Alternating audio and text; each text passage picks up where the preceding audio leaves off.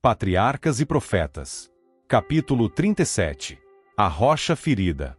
Este capítulo é baseado em Números 20, versos 1 a 13. Da rocha ferida em Horebe fluiu pela primeira vez a torrente viva que refrigerou Israel no deserto. Durante todas as suas vagueações, onde quer que fosse necessário, eram supridos de água com o milagre da misericórdia de Deus. A água não continuou, entretanto, a brotar de Horebe. Onde quer que em suas jornadas necessitavam de água, esta jorrava ali das fendas da rocha, ao lado de seu acampamento. Era Cristo, pelo poder de sua palavra, que fazia com que a torrente refrigerante vertesse para Israel.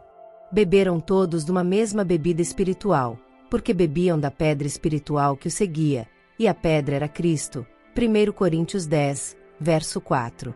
Ele era a fonte de todas as bênçãos temporais bem como espirituais. Cristo, a verdadeira rocha, estava com eles em todas as suas peregrinações. E não tinham sede, quando os levava pelos desertos, fez-lhes correr água da rocha, fendendo ele as rochas, as águas manavam delas. Isaías 48, verso 21. Brotaram águas, que correram pelos lugares secos como um rio. Salmo 105, verso 41. A rocha ferida era uma figura de Cristo, e por meio deste símbolo são-nos ensinadas as mais preciosas verdades espirituais. Assim como as águas vivificadoras brotavam da rocha ferida, assim de Cristo, ferido de Deus, ferido pelas nossas transgressões, quebrantado pelas nossas iniquidades. Isaías 53, versos 4 e 5. A torrente de salvação flui para uma raça perdida. Assim como a rocha foi ferida uma vez, semelhantemente Cristo deveria ser oferecido uma vez para tirar os pecados de muitos. Hebreus 9, verso 28. Nosso Salvador não deveria ser sacrificado segunda vez, e é tão somente necessário àqueles que buscam as bênçãos de sua graça pedi-las em nome de Jesus, derramando o desejo de seu coração em uma prece feita no espírito de arrependimento. Tal oração levará perante o Senhor dos Exércitos os ferimentos de Jesus, e então de novo fluirá o sangue doador de vida, simbolizado pelo fluir da água viva para Israel. A emanação da água da rocha do deserto foi celebrada pelos israelitas, depois de seu estabelecimento em Canaã, com demonstrações de grande regozijo. No tempo de Cristo, esta celebração se tornara uma cerimônia muito impressionante. Ocorria por ocasião da festa dos tabernáculos, quando o povo de toda a terra se congregava em Jerusalém. Em cada um dos 7 dias da festa, os sacerdotes saíam com música e coro dos levitas a tirar água da fonte de Siloé, em um vaso de ouro. Eram seguidos pelas multidões de adoradores, em tão grande número quanto podiam ficar perto da fonte, dela bebendo, enquanto surgiam os acordes jubilosos. Vós com alegria tirareis águas das fontes da salvação. Isaías 12, verso 3. A água tirada pelos sacerdotes era então levada ao templo, por entre sons de trombetas e o canto solene. Nossos pés estarão dentro dos teus muros, ó Jerusalém. Salmo 122, verso 2. A água era derramada sobre o altar do holocausto, enquanto repercutiam cânticos de louvor, unindo-se as multidões em coros triunfantes com instrumentos musicais e trombetas de baixo diapasão. O Salvador fez uso desse cerimonial para encaminhar à mente do povo as bênçãos que ele lhes viera trazer. No último dia, o grande dia da festa, foi ouvida sua voz em tons que repercutiam pelos pátios do templo. Se alguém tem sede, venha a mim, e beba. Quem crê em mim, como diz a Escritura, rios d'água viva correrão de seu ventre. Isto, declarou João, disse ele do Espírito que haviam de receber os que nele crescem. João 7, versos 37 a 39. A água refrigerante, borbulhando na terra ressequida e estéril, fazendo com que o deserto floresça, e fluindo para dar vida aos que perecem, é um emblema da graça divina que apenas Cristo pode conferir, e é como água viva, purificando, refrigerando a alma. Aquele em quem Cristo habita tem dentro de si uma fonte incessante de graça e força. Jesus consola a vida e ilumina a senda de todo aquele que em verdade o busca. Seu amor, recebido no coração, expandir-se-á em boas obras para a vida eterna. E não somente abençoa a alma em que ele se expande, mas a torrente viva fluirá em palavras e ações de justiça, para refrigerar os sedentos em redor daquela pessoa. A mesma figura empregou Cristo em sua conversa com a mulher de Samaria, no poço de Jacó. Aquele que beber da água que eu lhe der nunca terá sede, porque a água que eu lhe der se fará nele uma fonte d'água, que salta para a vida eterna. João 4, verso 14. Cristo combina os dois tipos. Ele é a rocha, ele é a água viva. As mesmas figuras, belas e expressivas, encontram-se em toda a Bíblia. Séculos antes do advento de Cristo, Moisés o indicou como a rocha da salvação de Israel. Deuteronômio 32, verso 15. O salmista dele cantou como sendo libertador meu. Salmos 19, verso 14, rocha da minha fortaleza. Salmo 62, verso 7, rocha que é mais alta do que eu. Salmo 61, verso 2, rocha de habitação. Salmo 71, verso 3, rocha do meu coração. Salmo 73, verso 26, rocha em que me refugiei. Salmos 94, verso 22. No Cântico de Davi sua graça é também descrita como águas frescas, tranquilas. Salmos 23, verso 2, entre verdes pastos, ao lado das quais o pastor celestial guia seu rebanho. Outra vez. Tu os farás beber da corrente das tuas delícias, porque em ti está o manancial da vida. Salmos 36, versos 8 e 9. E o sábio declara: ribeiro transbordante é a fonte da sabedoria. Provérbios 18, verso 4. Para Jeremias, Cristo é manancial de águas vivas. Jeremias 2, verso 13. Para Zacarias, fonte aberta contra o pecado e contra impurezas. Zacarias 13, verso 1. Isaías descreve-o como uma rocha eterna. Isaías 26, verso 4. Sombra de uma grande rocha em terra sedenta. Isaías 32, verso 2. E ele recorda a preciosa promessa, trazendo vividamente à lembrança a torrente viva que flui para Israel. Os aflitos e necessitados buscam águas, e não as há, e a sua língua se seca de sede. Mas eu, o Senhor, os ouvirei, eu, o Deus de Israel, os não desampararei. Isaías 41, verso 7. Derramarei água sobre o sedento, e rios sobre a terra seca. Isaías 44, verso 3. Águas arrebentarão no deserto, e ribeiros no ermo. Isaías 35, verso 6. Faz-se o convite. Ó vós, todos os que tendes sede, vinde às águas. Isaías 55, verso 1. E nas páginas finais do volume sagrado este convite soa de novo. O rio da água da vida, claro como cristal, provém do trono de Deus e do Cordeiro, e o convite cheio de graça repercute através dos séculos. Quem quiser, tome de graça da água da vida. Apocalipse 22, verso 17. Precisamente antes de os hebreus chegarem a Cádiz, cessou a torrente viva que durante tantos anos jorrara ao lado de seu acampamento. Deus se propusera novamente provar seu povo. Prová-los-ia para ver se confiariam em sua providência ou imitariam a incredulidade de seus pais. Estavam agora à vista das colinas de Canaã. Alguns dias de marcha levá-los-iam às fronteiras da terra prometida. Achavam-se a pequena distância de Edom, que pertencia à descendência de Esaú, e através de cujo território se estendia o itinerário pelo qual deveriam ir a Canaã. Fora dada a Moisés a direção: virai-vos para o norte, e dá ordem ao povo, dizendo: passareis pelos termos de vossos irmãos, os filhos de Esaú, que habitam em Seir, e eles terão medo de vós. Comprareis, por dinheiro, comida para comerdes, e também água para beber deles comprareis por dinheiro. Deuteronômio 2, versos 3 a 6. Estas instruções deveriam ter sido suficientes para explicar por que lhes fora cortado o suprimento de água. Estavam prestes a passar através de um território bem regado e fértil, em caminho direto para a terra de Canaã. Deus lhes prometera uma passagem isenta de incômodos através de Edom, e oportunidades de comprar alimento e água também, suficientes para suprir as hostes. A cessação da miraculosa emanação de água devia ter sido, portanto, motivo de regozijo, sinal de que terminara a vagueação pelo deserto. Não houvessem eles se tornado cegos pela sua incredulidade, e teriam compreendido isto. Mas o que deveria ter sido prova do cumprimento da promessa de Deus, tornou-se motivo para a dúvida e murmuração. O povo parecia ter abandonado toda esperança de que Deus os levaria à posse de Canaã, e clamaram pelas bênçãos do deserto. Antes que Deus lhes permitisse entrar em Canaã, deviam mostrar que criam em sua promessa. A água cessou antes que chegassem a Edom. Ali estava uma oportunidade para andarem, por algum tempo, pela fé em vez de pela vista. Mas a primeira prova suscitou o mesmo espírito turbulento e ingrato, manifestado por seus pais.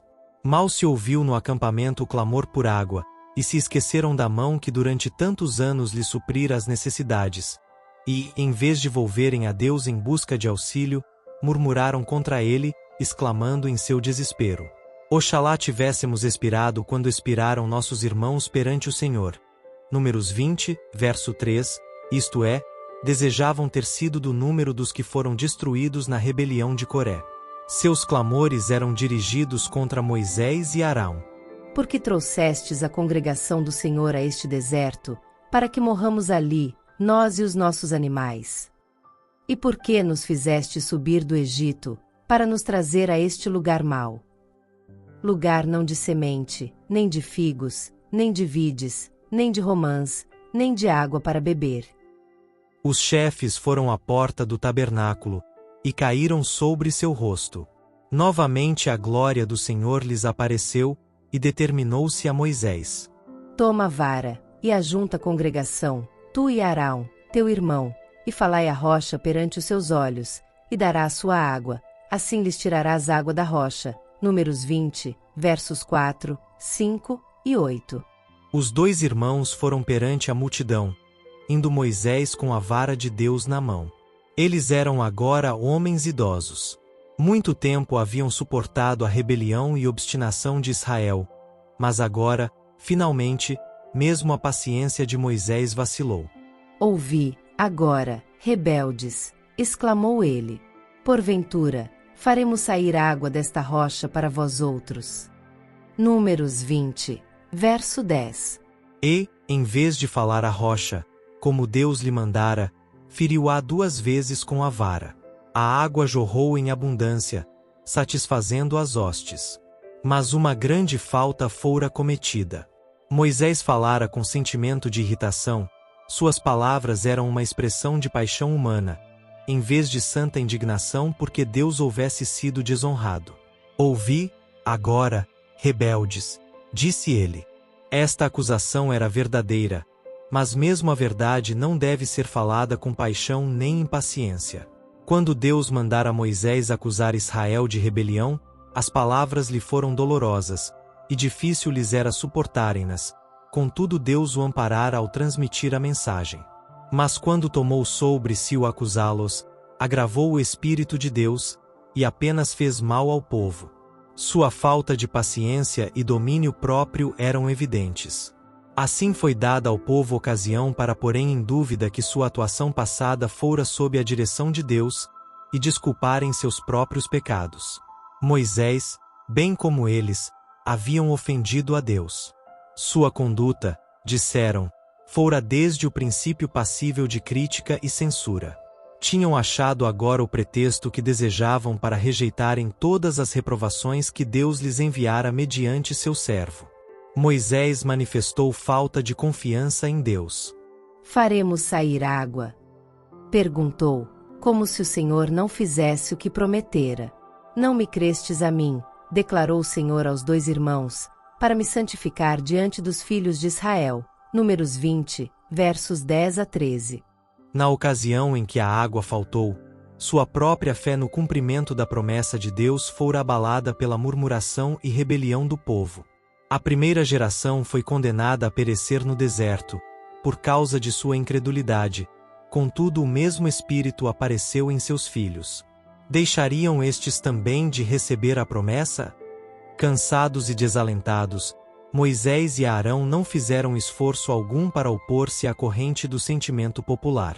Houvessem eles manifestado fé inabalável em Deus, e poderiam ter posto a questão perante o povo sob um prisma que os teria habilitado a suportar esta prova.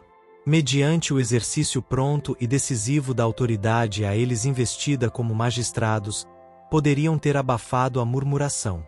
Tinham o dever de fazer todo o esforço possível para melhorar o estado de coisas, antes de pedirem a Deus que fizesse por eles o trabalho. Se a murmuração em Cádiz tivesse sido sustada de pronto, que cortejo de males se poderia ter evitado? Por seu ato precipitado, Moisés tirou a força da lição que Deus se propunha ensinar. A rocha, sendo um símbolo de Cristo, fora ferida uma vez, assim como Cristo uma vez seria oferecido. A segunda vez, era necessário apenas falar à rocha, assim como temos apenas de pedir bênçãos em nome de Jesus. Ferindo-se pela segunda vez a rocha, foi destruída a significação desta bela figura de Cristo. Mais do que isto, Moisés e Arão tinham assumido o poder que apenas pertence a Deus. A necessidade de intervenção divina tornava a ocasião de grande solenidade, e os chefes de Israel deviam tê-la aproveitado para impressionar o povo a fim de terem reverência para com Deus, e lhes fortalecer a fé em seu poder e bondade. Quando iradamente exclamaram: "Tiraremos água desta rocha para vós?" Números 20, verso 10, puseram-se no lugar de Deus, como se o poder estivesse com eles, homens possuidores de fragilidades e paixões humanas.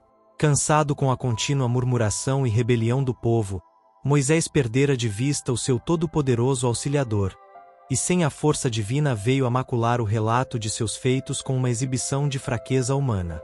O homem que poderia ter permanecido puro, firme e abnegado até o final de sua obra, fora finalmente vencido. Deus fora desonrado perante a congregação de Israel, quando devia ter sido engrandecido e exaltado. Deus não pronunciou nesta ocasião juízo sobre aqueles cuja ímpia conduta de tal maneira provocara a Moisés e Arão. Toda a reprovação recaiu sobre os dirigentes. Os que se achavam como os representantes de Deus não o haviam honrado. Moisés e Arão sentiram-se ofendidos, perdendo de vista que a murmuração do povo não era contra eles mas contra Deus. Foi por olharem a si mesmos, por apelarem para sua própria simpatia, que inconscientemente caíram em pecado, e deixaram de pôr perante o povo o seu grande delito para com Deus. Amargo e profundamente humilhante foi o juízo imediatamente pronunciado. Porquanto não me crestes a mim, para me santificar diante dos filhos de Israel, por isso não metereis esta congregação na terra que lhes tenho dado. Juntamente com o rebelde Israel deviam morrer antes de atravessarem o Jordão.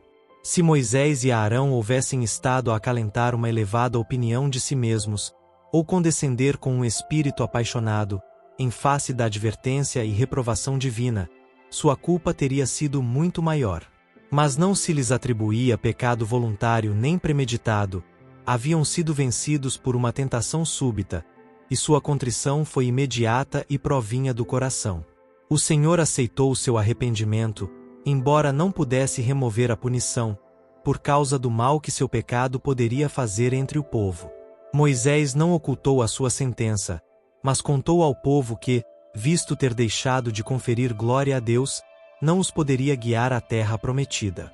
Mandou-os notar o severo castigo com que fora atingido, e então considerarem como Deus devia olhar as suas murmurações, acusando um simples homem dos juízos que pelos seus pecados haviam trazido sobre si.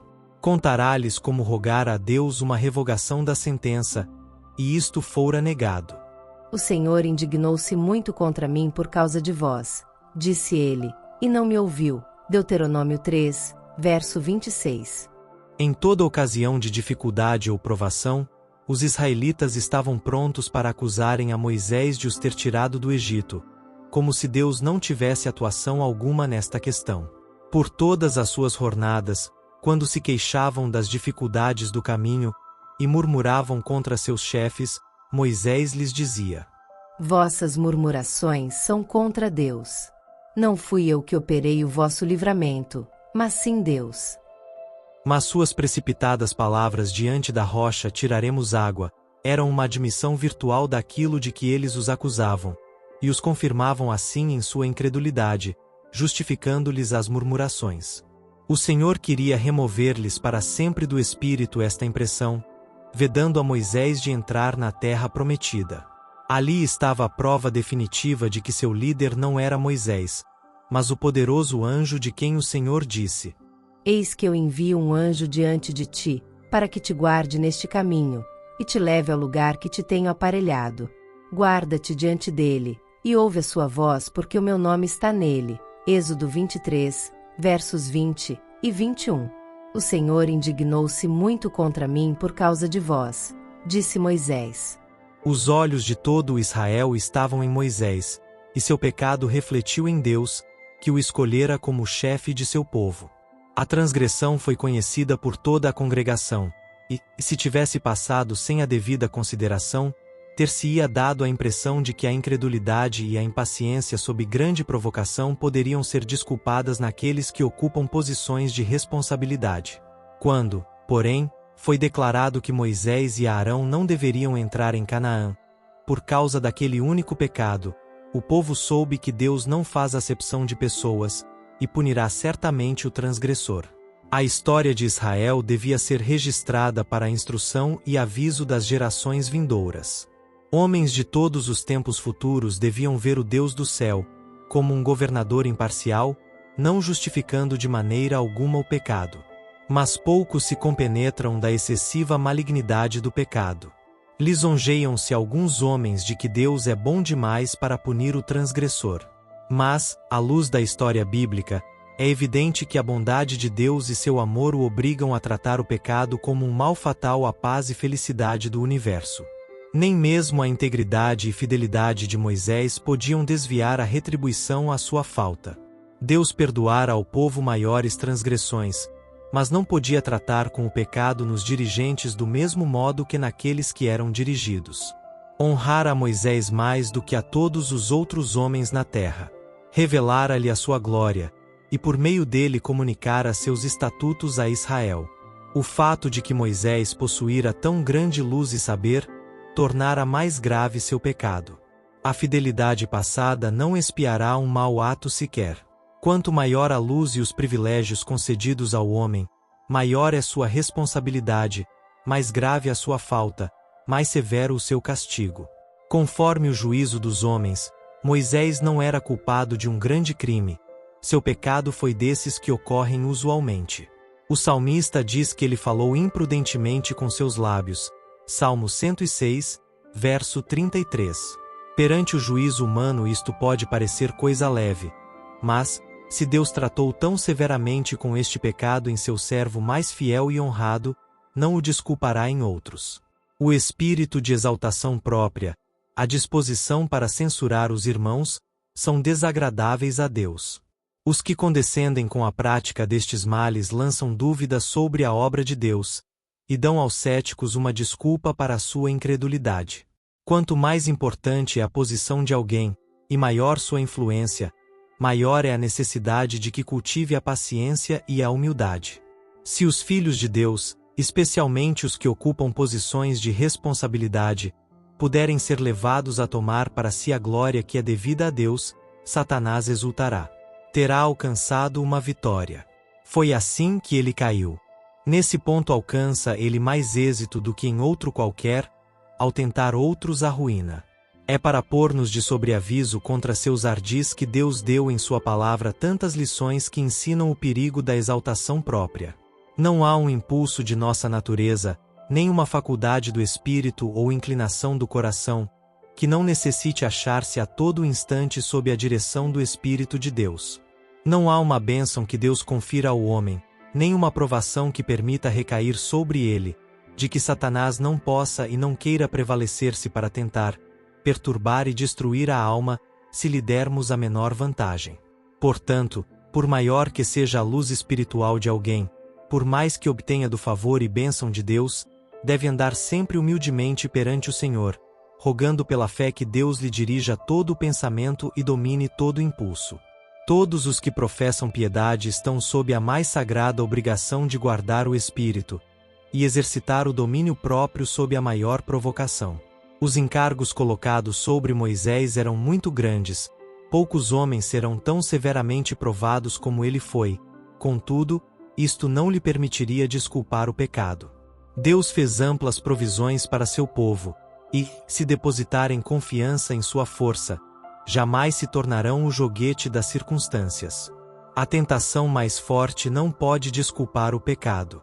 Por maior que seja a pressão exercida sobre a alma, a transgressão é o nosso próprio ato. Não está no poder da terra nem do inferno compelir alguém a fazer o mal.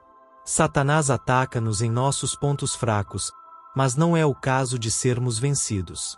Por mais severo ou inesperado que seja o ataque, Deus nos proveu auxílio e em sua força podemos vencer.